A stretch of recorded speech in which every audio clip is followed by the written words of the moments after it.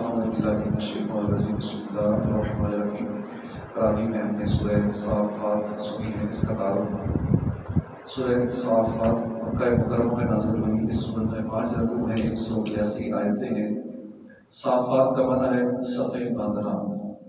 اس سورت کی پہلی آیت میں صفے باندھنے والوں کی قسم ارشاد فرمائی گئی، اس مناسبت سے اس کا نام سورہ صافات رکھا گیا ہے۔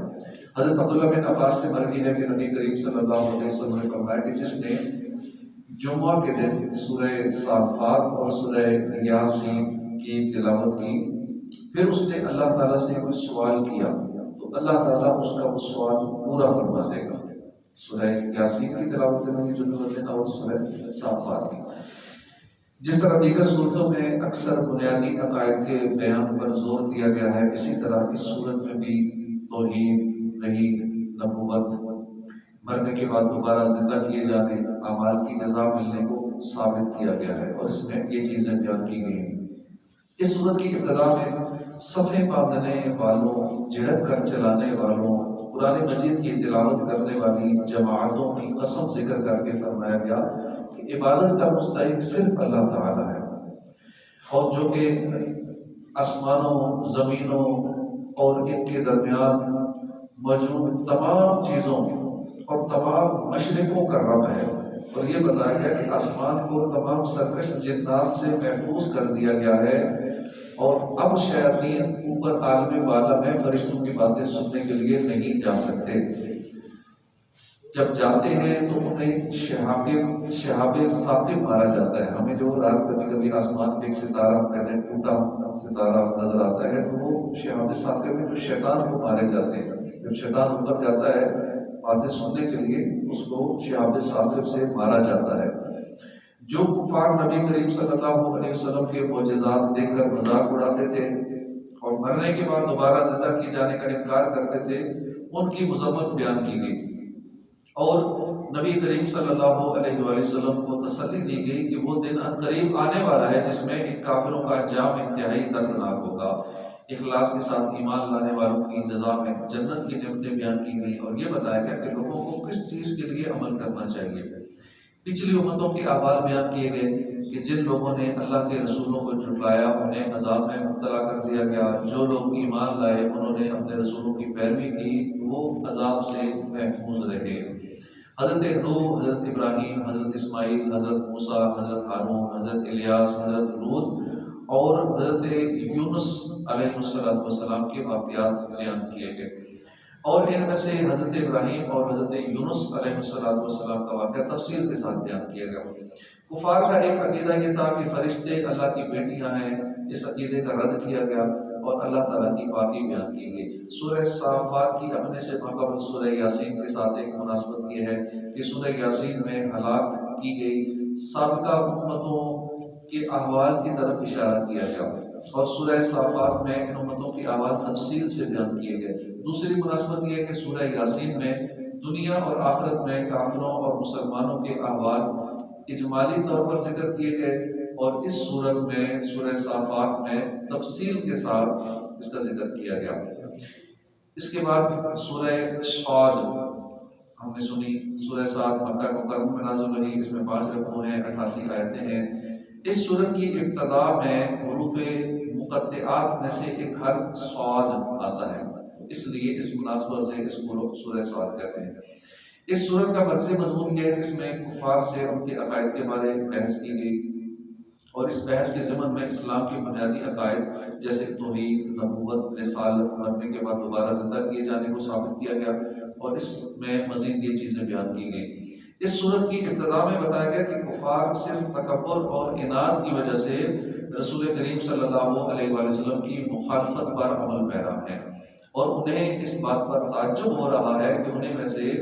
ایک ڈر سنانے والا عظیم رسول تشریف لایا، اور اس نے ان سب بتوں کی عبادت کو باطل قرار دے دیا جن کی وہ بڑے عرصے سے عبادت کرتے چلے آ رہے ہیں۔ اپنے انبیاء کرام کو جھٹلانے والی سابقہ امتوں کے دردناک انجام کو بیان کر کے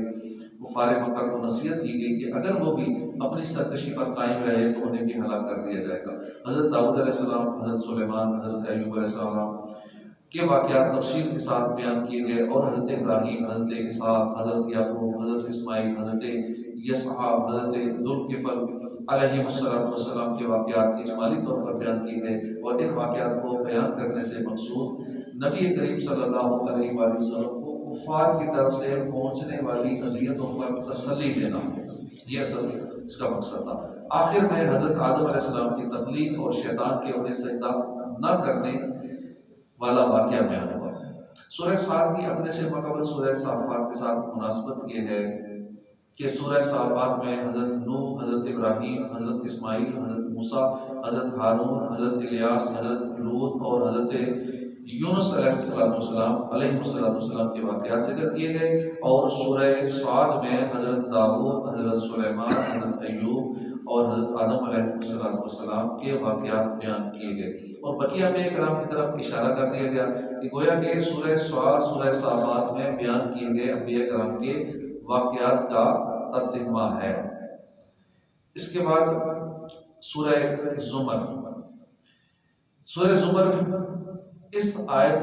یعنی قل یا عبادی الذین اسرفوا علی انفسہم، اور اس آیت اللہ نزل احسن الحدیث کے علاوہ مکیہ ہے، اس میں 8 رکوع ہیں، 75 آیتیں ہیں۔ زمر کا مطلب ہے کئی گروہ، کئی جماعتیں۔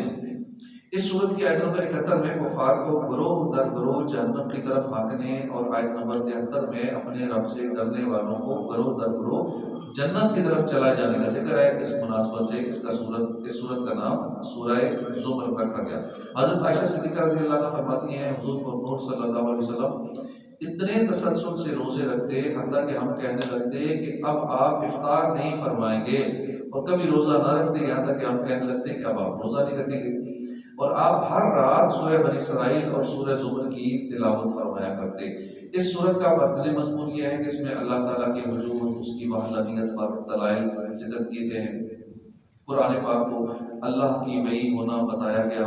اس سورت کی ابتدا میں اللہ تعالیٰ نے اپنے حبیب صلی اللہ علیہ وسلم کو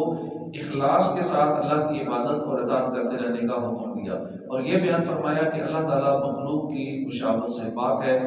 اور مشرکین کے ان شبہات کو ظاہر فرمایا گیا جن کی وجہ سے وہ بتوں کو معبود اور شفاعت کرنے والا مانتے تھے، اور ان کی عبادت کو اللہ کی بارگاہ میں قرب حاصل کرنے کا وسیلہ اور ذریعہ سمجھتے تھے۔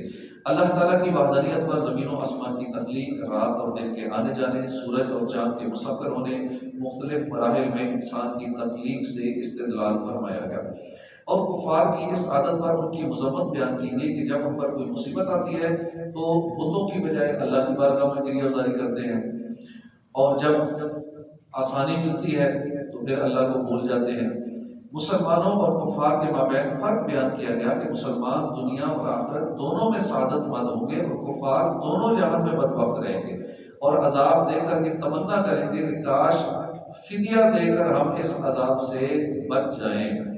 قرآن پاک کی عظمت و شان بیان کی گئی کہ جب مسلمان اس کی آیتیں سنتے ہیں تو اللہ تعالیٰ کے خوف سے ان کے رونگٹے کھڑے ہو جاتے ہیں اور ان کے دل نرم پڑ جاتے ہیں، جبکہ اس کے برعکس اللہ کی وحدانیت کے دلائل سن کر کفار کے دل مزید سخت ہو جاتے ہیں۔ قرآن پاک کی آیتیں سن کے ان کے دل اور سخت ہو جاتے ہیں۔ گناہ گاروں کو تسلی دی گئی کہ وہ اللہ کی رحمت سے مایوس نہ ہو، اللہ تعالیٰ بخشنے والا مہربان ہے۔ اس صورت کے آخر میں قیامت کے احوال بیان کیے گئے، کافروں اور مسلمانوں کی جزا بیان کی گئی۔ سورہ زمر کی اپنے سے ماقبل سورہ صاد کے ساتھ ایک مناسبت یہ ہے کہ سورہ صاد کے آخر میں قرآن مجید کا یہ وصف بیان کیا گیا کہ قرآن تو سارے جہان والوں کے لیے نصیحت کی ہے، اور سورہ زمر کی ابتدا میں قرآن پاک کا یہ وصف بیان کیا گیا کہ کتاب کا نازل فرمانا اس اللہ کی طرف سے ہے جو عزت والا ہے، حکمت والا ہے۔ گویا کہ ارشاد فرمایا کہ قرآن وہ کتاب ہے جو سب جہان والوں کے لیے ہے، اور جسے عزت اور حکمت والے اللہ تعالیٰ نے نازل فرمایا ہے۔ دوسری مناسبت یہ ہے کہ سورہ صاد میں حضرت آدم علیہ السلام کی تخلیق کا ذکر کیا گیا ہے، اور سورہ زمر میں حضرت آدم علیہ السلام کی زوجہ محترمہ حضرت حوا رضی اللہ عنہا کی پیدائش اور ان سے دیگر انسانوں کی پیدائش کا ذکر کیا گیا ہے۔ اللہ پاک نے قرآن پاک کو سمجھنے پر عمل کرنے کی توفیق عطا فرمائے۔